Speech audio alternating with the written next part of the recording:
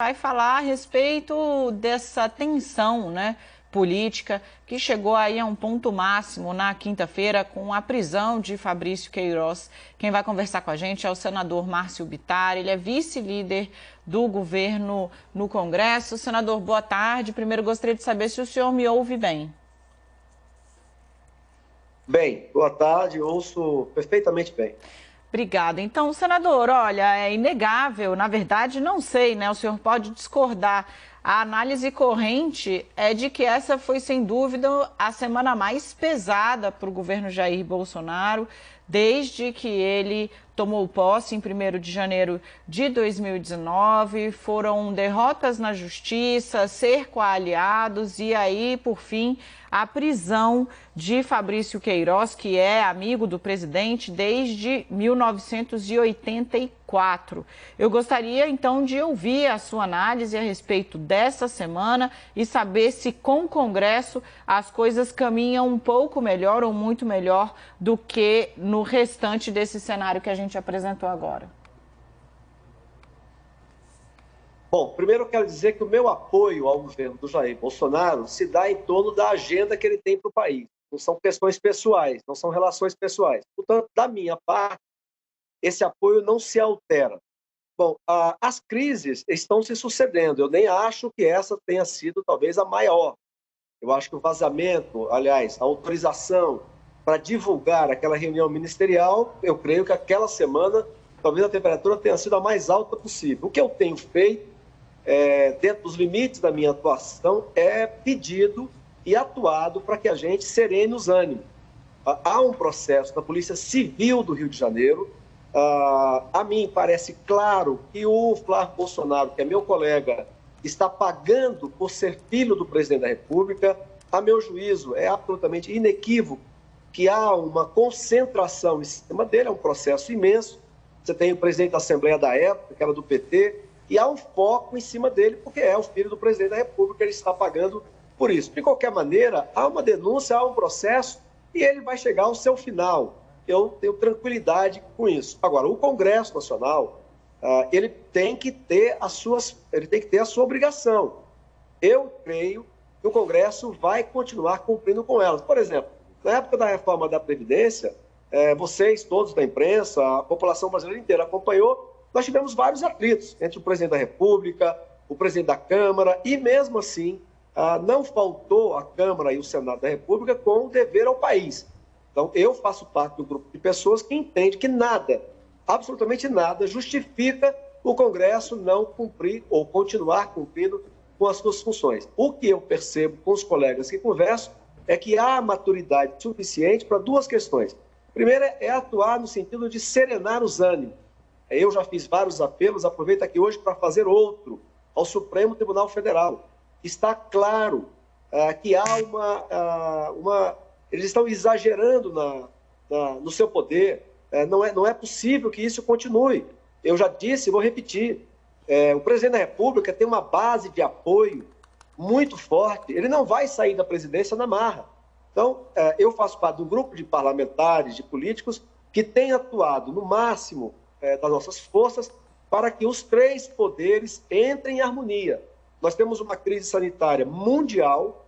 Infelizmente, a crise econômica é absolutamente inevitável. Agora, é imperdoável que nós, homens e mulheres, fazemos parte do poder legislativo, executivo e judiciário, a tornemos pior do que o que ela já é. Agora, senador, o curioso é que essa disputa a que o senhor se refere, ela não é uma disputa política pura e simples, como outras com as quais a gente estava habituado, por exemplo, dentro do parlamento, que é uma disputa legítima entre governo e oposição, né? O senhor fala em perseguição ao governo Bolsonaro, mas para que essa perseguição fosse algo concreto, que a gente conseguisse enxergar essa perseguição de maneira concreta, a gente teria de imaginar que o Tribunal Superior Eleitoral, que o Supremo Tribunal Federal, que 10 ministros que validaram o inquérito das fake news, que os ministros que quebraram o sigilo de 10 deputados e um senador, que o Ministério Público do Rio de Janeiro, que a Justiça do Rio de Janeiro, que autorizou a operação contra o Flávio Bolsonaro, que todo mundo tivesse participando de um grande conluio para impedir o presidente Bolsonaro de governar. Não é bem isso, não é disso que se trata, não é? Porque não é uma crise que está no Congresso Nacional, ela tá fora do Congresso, né? Rafael, não é? Isso, exato. Rafael, me perdoe a franqueza, mas que é uma coisa habitual em mim.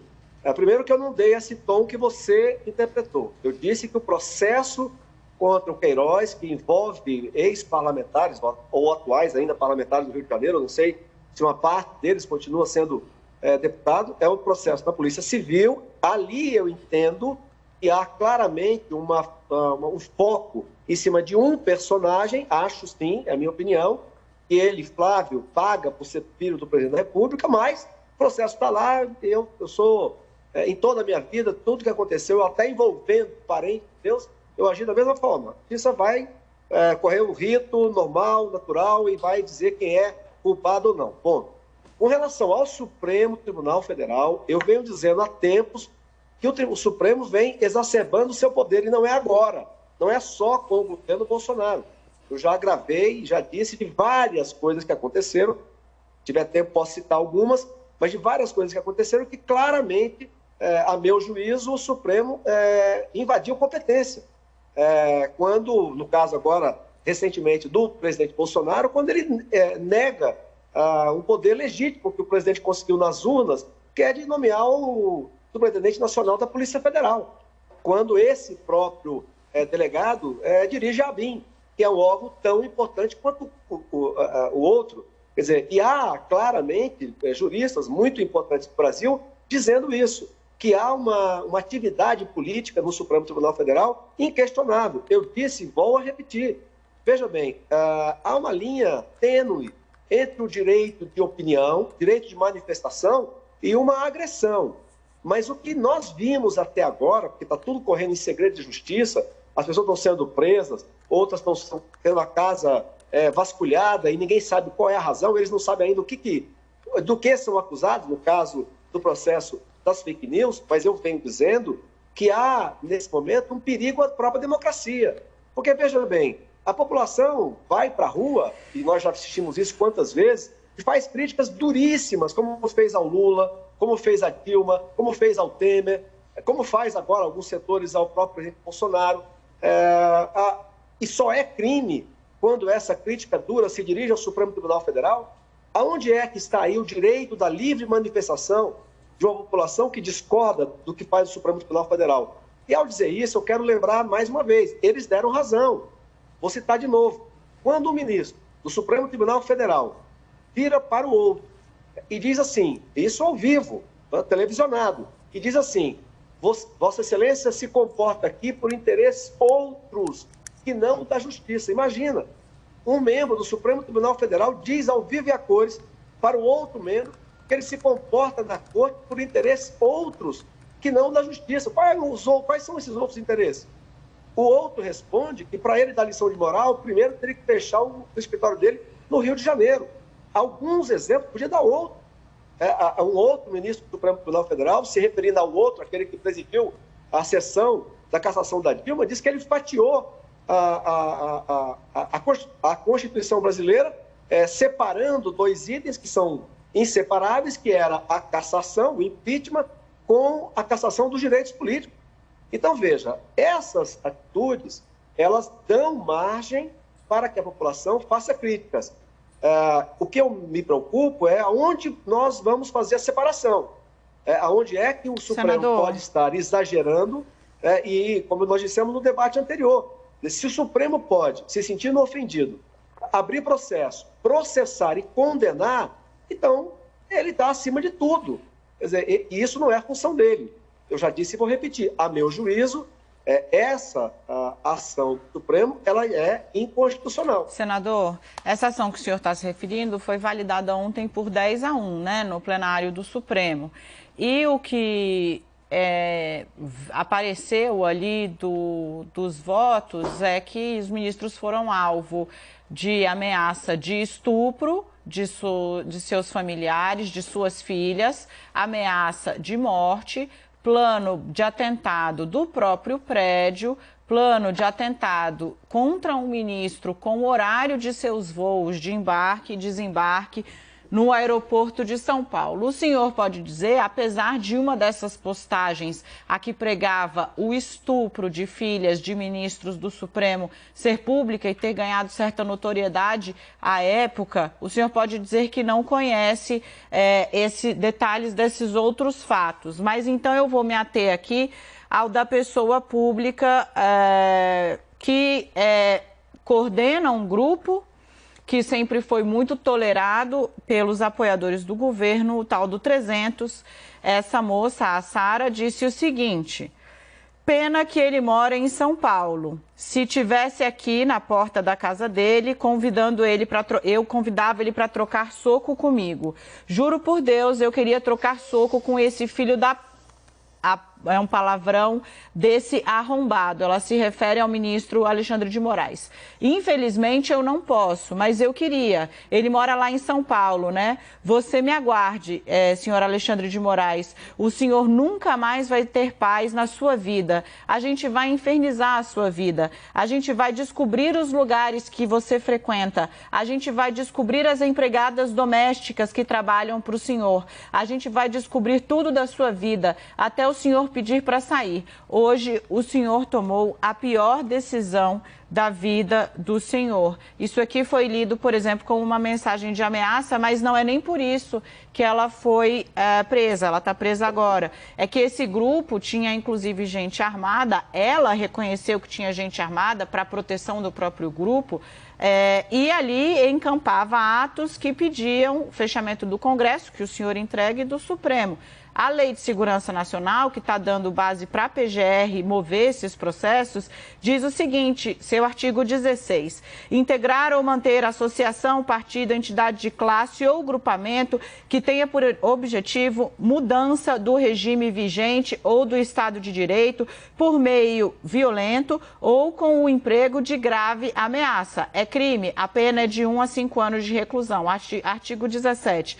Tentar mudar com emprego de violência ou grave ameaça a ordem, o regime vigente ou o Estado de Direito. Também. Tudo isso está na lei. Eu queria entender se para o senhor atitudes como a dela deixam margem para dúvida do que está sendo feito, se é ameaça ou se é liberdade de expressão. Bom, primeiro assim, nós três não estamos aqui, nós não somos juízes que estejamos julgando tudo isso que você mencionou. E a questão fundamental, veja, um ministro, pelo menos, e num voto muito embasado, entendeu, como eu entendo, que é ilegal, é inconstitucional o Supremo tomar para si esse processo, abrir o processo, processar e condenar. Não se trata de ser a favor ou contra, concordar ou não. É óbvio que eu não concordo. Agora, se há denúncias graves contra membros do Tribunal Federal, quem tem constitucionalmente o papel de averiguar e de investigar é o Ministério Público, que foi deixado de lado. Então, não se trata aqui, olha, se você for perguntar para todo mundo, é que nem a questão da Amazônia. Se você perguntar para todo mundo, você é a favor do meio ambiente, todo mundo vai responder que é. Agora, se você perguntar e disser para eles, olha, mas você tem milhares de pessoas que, se não tiver como tocar no meio ambiente, vão morrer de fome, a coisa muda. Então, não se trata, nós estamos aqui julgando se as denúncias são verídicas e merecem punição. Nós estamos dizendo o seguinte, e eu venho dizendo isso, que o processo feito pelo Supremo é inconstitucional. E pelo menos o ministro disse isso. Bom, mesmo assim, está fazendo. Agora, quem devia fazer essa apuração é o Ministério Público. Agora, o que chama atenção? O que chama atenção é porque que usa-se 2 pesos e 2 medidas. Esse tipo de atitude de militante, nós tivemos fartamente no período bem recente. Quem não se lembra, no Palácio do Planalto, que virou quase um acampamento do MST, com o presidente da CUT dizendo que ia pegar em arma para defender os golpistas contra a Dilma Rousseff. Quer dizer, então, o que é que chama a atenção da opinião pública, que muitas vezes se manifesta de forma mais contundente, mais dura, ou até cometendo excessos que merecem apuração pela polícia, pelo Ministério Público? O que chama a atenção é esse 2 pesos e 2 medidas. Quer dizer, isso é crime agora, não era no passado recente, como eu disse agora há pouco naquele debate da semana passada. Quer dizer, você vai numa manifestação, aí um jornalista parece que foi agredido por um militante que apoia o presidente Bolsonaro, o mundo cai. Mas quando se atentou contra aquele jornalista da Band, parece que a população que estava ali naquele movimento era de outro cunho ideológico e o assunto parece que morreu. Então, 2 pesos e 2 medidas faz com que as pessoas criem uma indignação. Eu acho, fundamentalmente, o que eu acho é que todos os membros do Supremo Tribunal Federal, na minha avaliação, as sessões não deviam ser transmitidas pela televisão. Eu tenho convicção de que o Supremo, mas o Congresso também, por exemplo, eu procurei o Davi Alcolumbre, que eu tenho uma excelente relação, já agradeci e reconheci o papel dele nacionalmente, de equilibrado, alguém que está tentando construir ou reconstruir pontes. Eu procurei insistentemente e me coloquei ao lado dele para aquilo que eu possa fazer. O que eu acho fundamental é assim, nós temos um presidente eleito, ele não está sendo investigado, ele não está envolvido em nenhuma denúncia de corrupção, de montagem de quadrilha, como nós tivemos no passado bastante recente. Ele foi eleito com uma agenda clara para o país, uma agenda liderada na questão econômica pelo ministro Paulo Guedes, com quem daqui a pouco eu vou ter um encontro para falar de questões lá do norte do Brasil, e é fundamental, repito, numa crise econômica sem precedente, mundial, que os chefes dos 3 poderes vistam um pouco mais de decoro, de compostura e pensemos todos mais no próprio país. Essa confusão entre os poderes faz com que a crise inevitável seja muito pior do que o que já se avizinha. Nós estamos falando em mais 10 milhões de novos desempregos, que causa morte, que causa doença, que causa violência, enfim. Então, é o que eu penso. Assim como eu, os outros têm direito de ter outra opinião. Para mim, o Supremo Tribunal Federal vem ao longo do tempo, no caso da legalização do aborto, da cláusula de barreira, não é só agora, não. Eu acho que ele há tempo, ele ultrapassou o limite do seu poder, invadindo um pouco o poder do Executivo e o poder do Legislativo. Senador Márcio Bittar, muito obrigado pela entrevista aqui para a CNN. Até uma próxima, hein? Eu que agradeço. Fiquem com Deus. Um abraço.